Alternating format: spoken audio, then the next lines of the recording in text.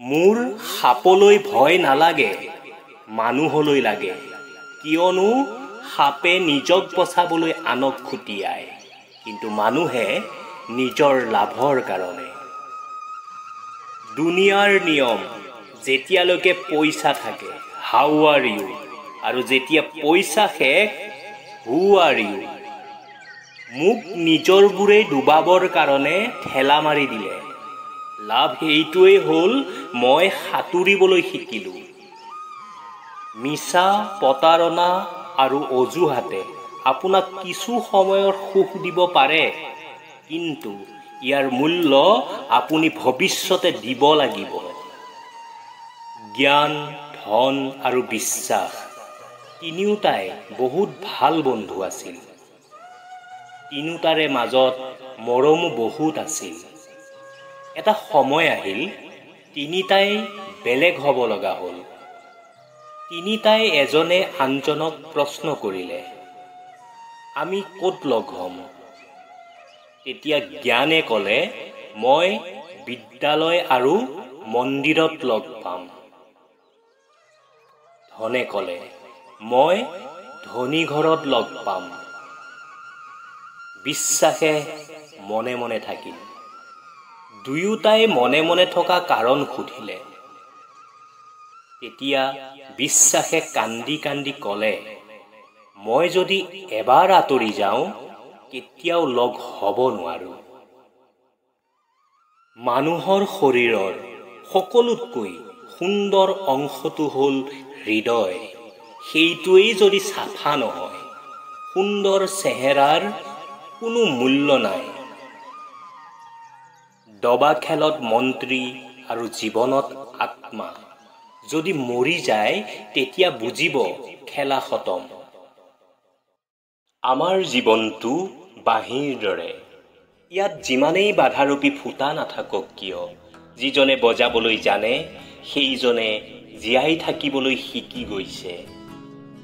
ক্ষমা বিচৰাৰ অধিকাৰ কেৱল ভুল কৰাবোৰৰহে আছে, চালাকি কৰাবোৰৰ নাই। আমাৰ জীৱনত লগ পোৱা কিছু লোক সঁচাই আচৰিত। আমাৰ বিষয়ে এটা পৃষ্ঠা পঢ়িয়েই পুৰা কিতাপখনকে লিখি পেলায়।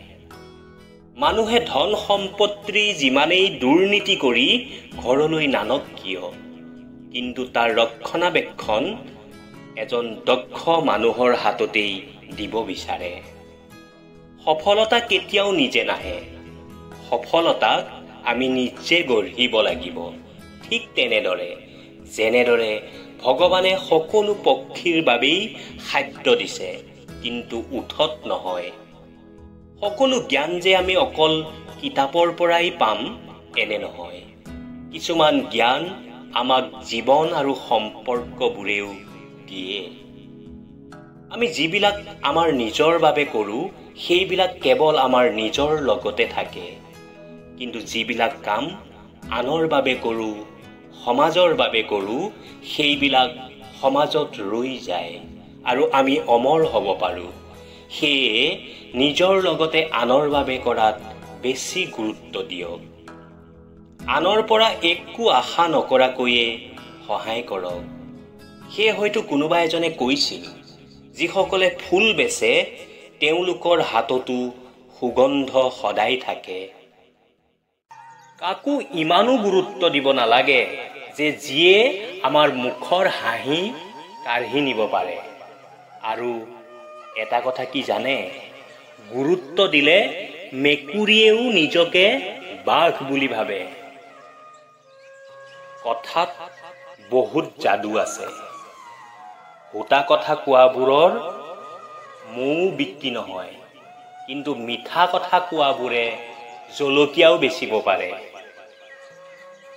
যি মানুহে সদায় নীৰৱে থাকে, সেই মানুহে নিজৰ সন্মান সদায় নিৰাপদে ৰাখে। প্ৰতি সময়তে সেইজনেই কন্দুৱায়, যাক সপোনতো কান্দিবলৈ দিয়া নাছিলোঁ। যিমানেই সুখত থাকিবলৈ যত্ন নকৰোঁ কিয়, যেতিয়া কাৰোবালৈ মনত পৰে সঁচা কৈছোঁ বহুত কান্দো। সন্মান আৰু মৰম কাৰোবাক ইমানো বেছি নিদিব যাতে নিজৰ অস্তিত্বকো পাহৰি যায়। ক্ষমা বাৰে বাৰে কৰক, কিন্তু বিশ্বাস কেৱল এবাৰ কৰক, কেৱল এবাৰ। দুখ লাগে তেতিয়াই যেতিয়া গম পালো তোমাৰ সকলোৰে কাৰণে সময় আছে, কেৱল মোৰ কাৰণেহে নাই। যাৰ গাত অহংকাৰৰ বতাহ বলে তাৰ গাত না আশীৰ্বাদ লাগিব না মৰম। সম্বন্ধ আৰু ৰাস্তা তেতিয়াই শেষ হয় যেতিয়া হৃদয় ভাগৰুৱা হয়। কোনোবা এজনে ঠিকেই কৈছিল, নিমখৰ দৰে হ'বলৈ যত্ন কৰক।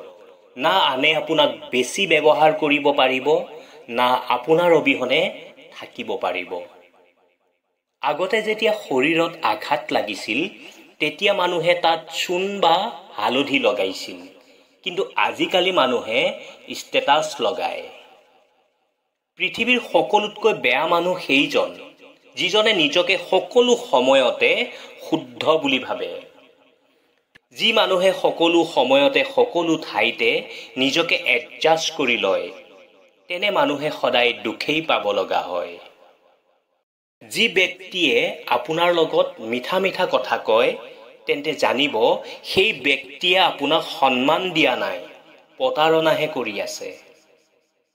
আপুনি যদি সুখত থাকিব বিচাৰে তেন্তে এই কথাটো মনত ৰাখিব, আপোনাৰ আৰ্থিক স্থিতি যিয়েই নহওক কিয় মানসিক স্থিতি মজবুত হোৱাটো সকলোতকৈ বেছি দৰকাৰী। আপোনাৰ জীৱনটো তেতিয়াহে সহজ হৈ পৰিব যেতিয়া আপুনি আনৰ পৰা আশা নকৰি নিজৰ ওপৰত বিশ্বাস বেছি ৰাখিব। জীৱনত কিবা এটা পাবলৈ জেদ থাকিব লাগিব, কাৰণ আশাটো সকলোৰে থাকে। বন্ধুসকল, যদি সৰলতাৰে আপুনি মানুহৰ লগত মিলা মিছা কৰে তেন্তে জানিব আপোনাৰ মূল্য কমাটো খাটাং। সেয়ে নিজৰ মূল্য বুজক আৰু সদায় বঢ়াই যাওক। যিটো হৃদয়েৰে দিব পৰা যায় সেইটো কেতিয়াও হাতেৰে দিব পৰা নাযায়, আৰু যিটো মৌনতাৰে ক'ব পৰা যায় সেইটো শব্দৰে ক'ব পৰা নাযায়। জীৱনটোৱে মোক এটা কথাই শিকাইছে, যিজনে আপোনাৰ লগত কথা পতা বন্ধ কৰি দিছে তেন্তে জানিব তেওঁ আপোনাৰ বদনাম আনৰ আগত কৈ ফুৰিছে। পৃথিৱীৰ সকলোতকৈ ডাঙৰ প্ৰতাৰক হ'ল সময়, যি এবাৰ গ'লে কেতিয়াও পুনৰ ঘূৰি নাহে। সকলোতকৈ ডাঙৰ স্বাৰ্থপৰ হৈছে সুখ, যি বেছি দিন লগত নাথাকে। আৰু সকলোতকৈ আপোন হৈছে কষ্ট, যি সকলো সময়তে লগত থাকে। অকলে থাকিবলৈ শিকক, পৃথিৱীৰ সকলোতকৈ সুখী মানুহৰ তালিকাত থাকিব।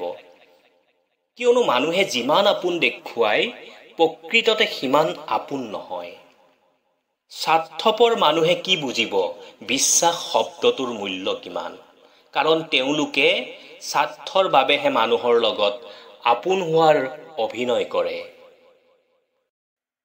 আঘাত দিয়াজনে পাহৰিব পাৰে, কিন্তু যিজনে আঘাত পায় তেওঁ কেতিয়াও নাপাহৰে। এই ভিডিঅ'টো যিসকলে এতিয়ালৈকে চোৱা নাই তেখেতসকলে মোৰ পেজত গৈ এই ভিডিঅ'টো চাবলৈ অনুৰোধ জনালোঁ।